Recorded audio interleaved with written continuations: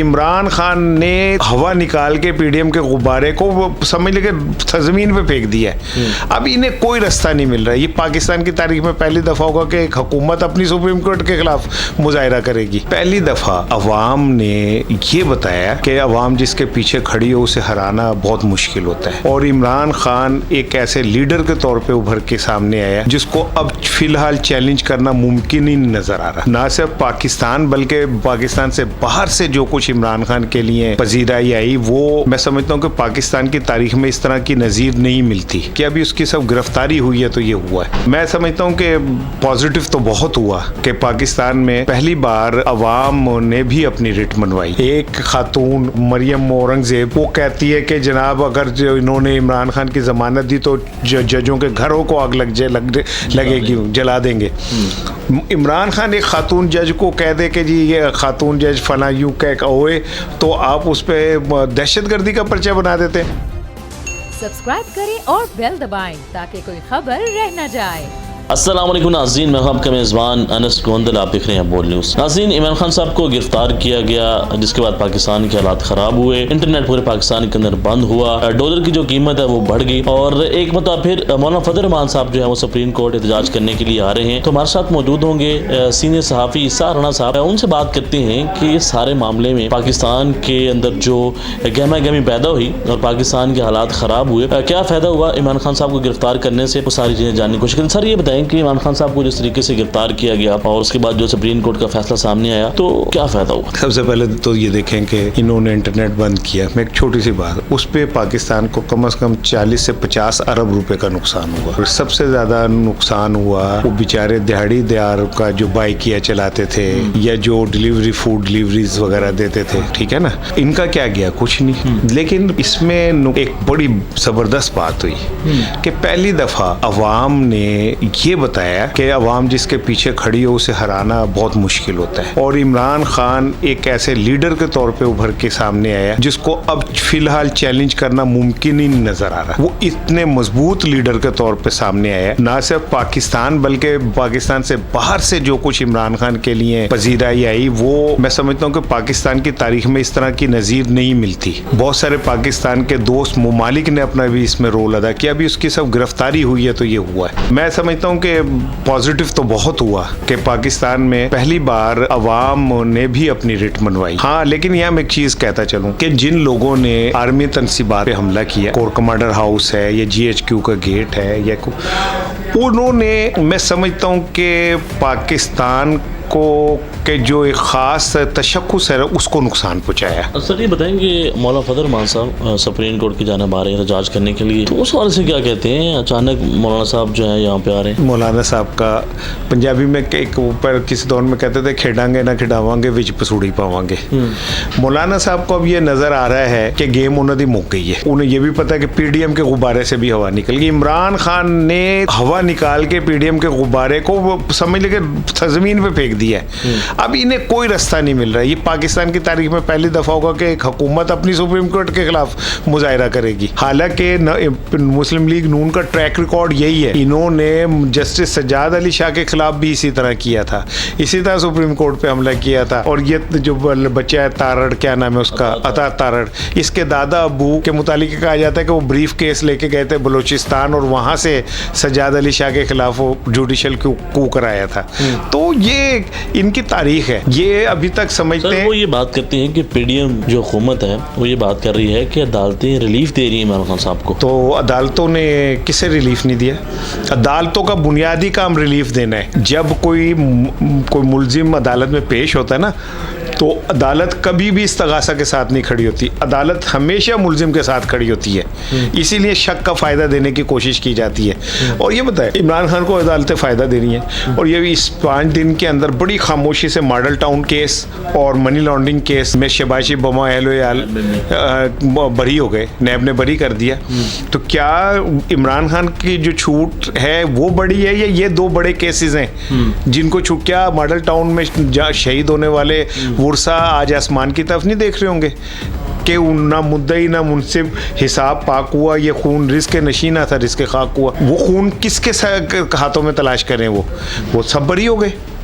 सबको बरी करार दे दिया। तो ये बड़ी छूट है कि इमरान खान की जमानत बड़ी छूट है। चले मुझे बताएं। सर वो काफ़ी नाराज़ हैं। वो कहते हैं कि जिस तरह चीफ जस्टिस साहब ने कहा कि आपको देखकर बड़ी खुशी हुई, तो इस जुमले के ऊपर वो बड़े खफा हैं कि ये क्या वो बात कर रहे हैं। गुड टू सी यू, उन्होंने कहा, चीफ जस्टिस ने कहा गुड टू सी यू, आपको देखकर खुशी हुई। तो जब लाहौर हाई कोर्ट के चीफ जस्टिस ने कहा था कि अगर शब नवाज शरीफ को कुछ हो गया तो फिर कौन जिम्मेदार होगा, तो क्या कभी अदालत ने किसी मुलजिम के लिए इतनी हमदर्दी दिखाई थी कि वो ये कहें कि 24 घंटे में इमरान खान नवाज शरीफ को मुल्क से बाहर भेजो, अगर खुदा न खास्ता इनकी जान को कुछ हो गया तो फिर क्या होगा और यूँ होगा। तो क्या अदालतों ने कभी गुड्डू सी से बड़ा जुमला नहीं है कि मेरे नवाज शरीफ को कुछ हो गया तो क्या कौन जिम्मेदार होगा। तो ये तो गुड्डू सी तो कुछ भी नहीं है।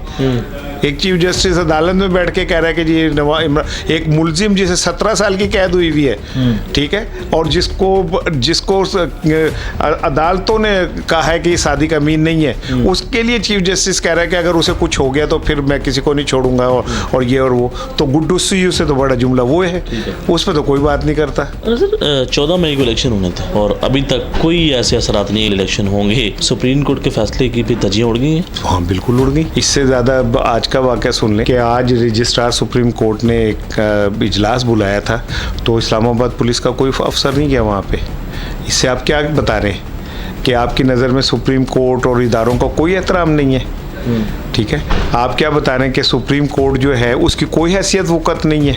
मैं पहले भी कह रहा था, अब दोबारा कह रहा हूँ कि इदारों में पाक फ़ौज मेरी फ़ौज है, उसकी तरफ कोई आँख उठाएगा हम पाक फ़ौज के सबसे पहले दीवार खड़े होंगे, ठीक है। लेकिन क्या सुप्रीम कोर्ट पाकिस्तान का इदारा नहीं है?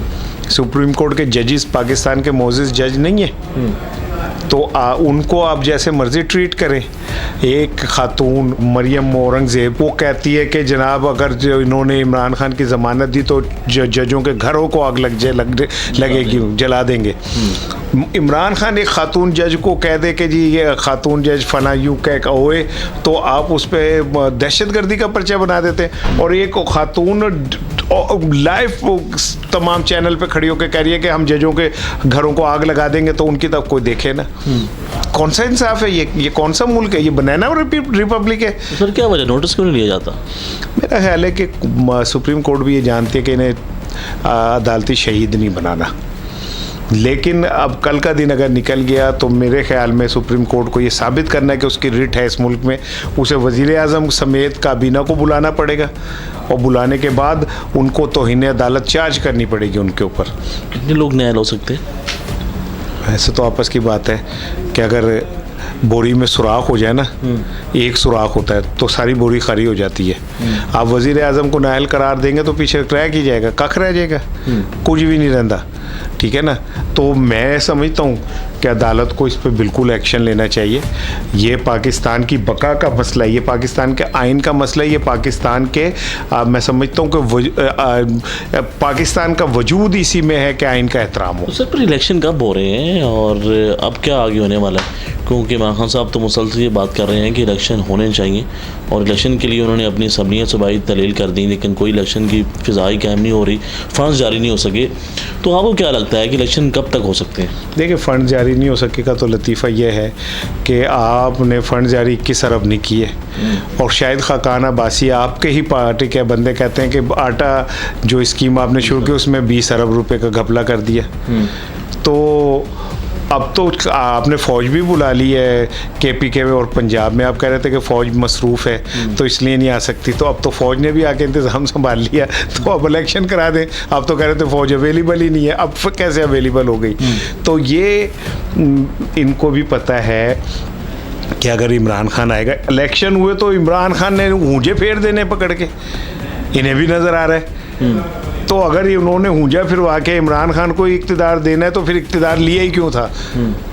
ठीक है ना, वो यही तो रो रहे हैं कि हमें इस्तेमाल कर लिया गया, हम इस्तेमाल हो गए और अब हमें टिश्यू पेपर की तरह उठा के बाहर फेंक देंगे। सर क्या हुआ कि PDM हुकूमत आने से पहले PDM का ये नारा था कि हमने पाकिस्तान के अंदर महंगाई कम करनी है, पाकिस्तान के हालात बेहतर करने हैं, आम आवाम को सोचना है, क्योंकि इमरान खान साहब तो नालायक नाअहल है। लेकिन जैसे हुकूमत आई अभी तक पाकिस्तान के अवाम के हालात बेहतर नहीं हो पाए। देखिए ये जो नारे थे ना, ये सिर्फ फोकी तड़ियाँ थी, इनमें कोई हकीकत नहीं थी, ठीक है ना, इनका ना अवाम से कोई ताल्लुक, ना अवाम की मुश्किलात से कोई ताल्लुक। मुझे अब आपका जवाब, आप जवाब देना, 86 रुकनी इनकी काबीना है। वो मुल्क जिसके ऊपर कर्जों का अंबार चढ़ा हुआ है, 86 हमने सफ़ेद हाथी पाले हुए, ठीक है। और उसके बाद आपने तमाम अरकान असम्बली को जनाब सियासी रिश्वत के तौर पे पता नहीं 20-20 करोड़ रुपए दे रहे हैं आप, ताकि अगला इलेक्शन में वो टिकट ले सकें, क्योंकि आपकी टिकट लेने को कोई तैयार नहीं है। तो वो रिश्वत दे सकते हैं आप। गरीब को रिलीफ दिया कि जी हमने आटा सस्ता किया, तो वो उतना ही महंगा करके डबल पैसे कमा लिए, और उसके बाद आज तक गरीब आदमी पिस रहा है, लाशें गिरी, ठीक है ना। हाँ, और नहीं, आटा सस्ता कहाँ किया आपने? 1 महीना आटा सस्ता देके आपने कीमत आटे की डबल कर दिया, अब उससे भी बढ़ गई।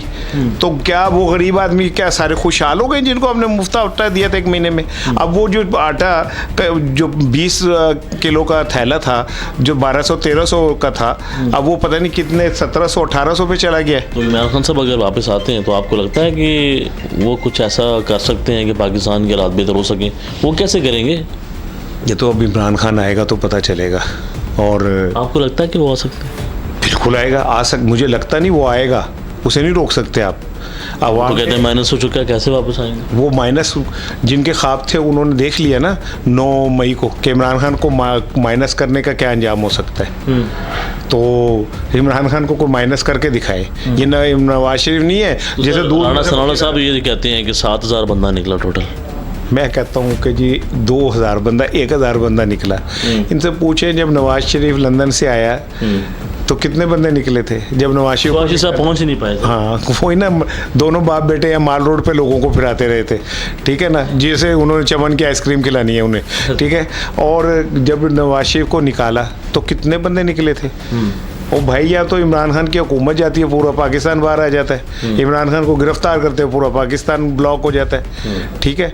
आप में बस क्या कहते हैं, खिसियानी बिल्ली खम्बा नोचे, तो कहे जाए आप जो मर्जी कहे जाए। मुसलसल 1 साल से जो सहाफ़ियों के साथ हो रहा है, अभी दोबारा इमरान रियाज खान को गिरफ़्तार किया गया और आजी साहब कहते हैं हमने रिहा कर दिया था, अभी तक पता नहीं चल सका वो कहाँ पे हैं। उसके बाद आफ्ताब इकबाल साहब को गिरफ़्तार किया गया, फिर औरिया मकबूल जान साहब को गिरफ़्तार कर दिया, उनका नहीं पता कि वो कहाँ पे हैं। तो सहाफ़ियों के साथ ये हुकूमत का जो रवैया है ये तो बहुत ख़राब है। वो डिग्गी खोती तो गुस्सा को म्यार देते इमरान खान के हाथों में, और गुस्सा ये आफ्ताब इकबाल साहब और इमरान रियाज और औरिया मकबूल जान साहब के ऊपर निकाल रहे हैं, ठीक है।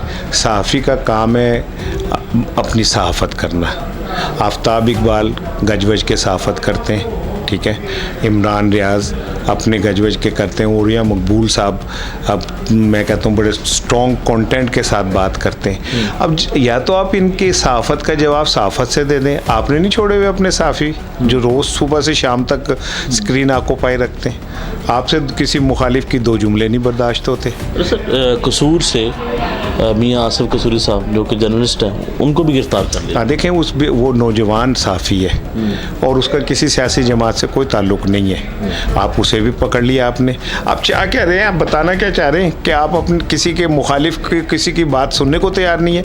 मुझे पीटीवी से जब निकाला था तो मेरा कसूर क्या था? मुझे जो पीटीवी से निकाला था, मैं और पीटीवी किसी के क्या बाप का इदारा है? वो तो रियासत पाकिस्तान का इदारा है। तो मुझे निकाल दिया गया। तो मैंने आज तक मैं जैसे नवाशी पूछते हैं मुझे क्यों निकाला, मेरा भी मासूमाना सवाल है कि मुझे क्यों निकाला। तो मेरे बच्चे नहीं थे, मेरे घर में चूल्हा नहीं चलता था। तो ये सहाफ़ियों के खिलाफ जो कुछ कर रहे हैं ये इन्हें भुगतना पड़ेगा और इनको इसको पे करना पड़ेगा, सूद समेत वापस करना पड़ेगा। क्या इमरान खान साहब को दोबारा भी गिरफ्तार किया जा सकता है? इस गिरफ्तारी के बाद जो रद्द-ए-अमल आया ना, तो अब जो भी करेगा ज़रा सोच समझ के करेगा। लेकिन मेरी छठी इस कहती है कि कोई बड़ा वाक़या होना है। जी नाज़रीन, आपने इनकी गुफ्तगू सुनी है। इनका ये कहना है कि हालात पाकिस्तान के बेहतर होने चाहिए और जिस तरह इमरान खान को गिरफ़्तार किया गया, इंटरनेट जो सर्विस है पाकिस्तान के अंदर बंद हुई, पाकिस्तान का नुकसान हुआ, और साथ ही साथ इनका ये कहना है कि इमरान खान साहब वापस आएंगे इक़्तिदार के अंदर और पाकिस्तान के हालात बेहतर हो सकते हैं अगर कोई बेहतर काम करेगा। तो नाज़रीन देखते रहें बोल न्यूज़। अल्लाह हाफ़िज़।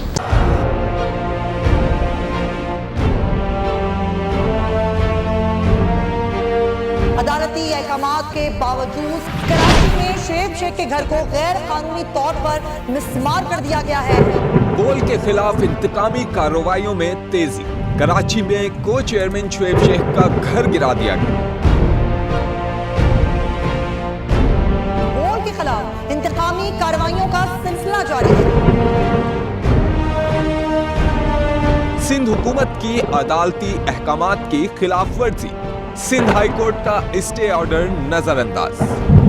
सेक्रेटरी बल्दियात नजम शाह, डायरेक्टर लैंड सवाल इस्लाम, director anti encroachment Imran Ahmed को नोटिस जारी। Administrator KMC director Saifur Rehman, DIG south Irfan Baloch, SSP Keamari Fida Hussain को भी फरीक बनाया गया। इससे पहले जो जुल्म के पहाड़ तोड़े गए, शुएब अहमद शेख की जबानी सुनी। 60 दिन का वक्त होता है, 102 दिन के बाद मैं जीत गया, केस बरी हो गया, 102 दिन के बाद अपील फाइल की, एक्सेप्ट कर ली। नहीं करते ना एक्सेप्ट, खत्म हो जाता ना जुल्म यार। भरी अदालत में मुझे बरी कर दिया, फिर पता नहीं क्या हुआ, 2.5 घंटे बाद का नोट बिफोर, मैं नहीं सुनता ये केस। खड़े रहते अपने फैसले पे, मिट जाता जुल्म। अल्लाह ताला ने बिठाया इस कुर्सी, इन कुर्सियों पे इनको यार, ये अल्लाह ताला की तरफ से फैसले करने हैं।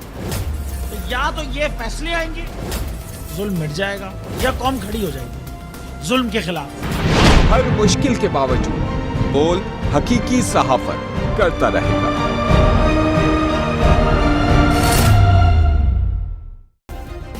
सब्सक्राइब करें और बेल दबाएं ताकि कोई खबर रह न जाए।